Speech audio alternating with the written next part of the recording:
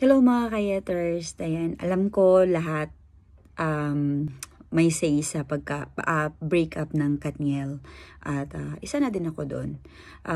Fan ako nila, tapos akala ko nga talaga guys, alam mo yun, sa kasal sila aabot, pero may mga ganun na nga, kahit sa katagalan, may kwan talaga na minsan hindi nagkakatuluyan kasi 'di ba? Pero nirerespeto natin yung desisyon nilang dalawa na mag-separate ways kasi baka nga wala na talaga yung love na nararamdaman nila, 'di ba? Pero ang sakit lang. Nung una hindi pa talaga ako naniniwala sa chismis.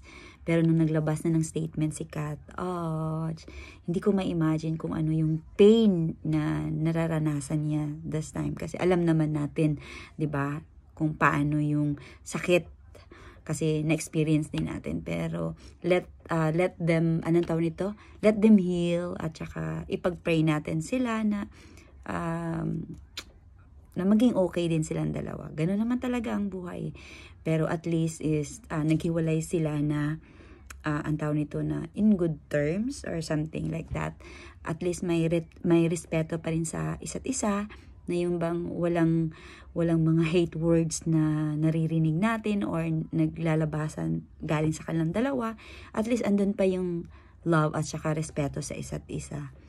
So, yun na nga, ang sabi is, walang forever. Charot lang.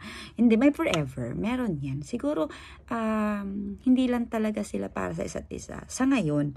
Pero hindi pa natin alam what is the future happen. So, yun lang, sana makamove on na din tayo. Para din naman din sa kanila. O, diba? So, yun lang yung kon ko. Yun lang yung say ko. Sana maging okay silang dalawa.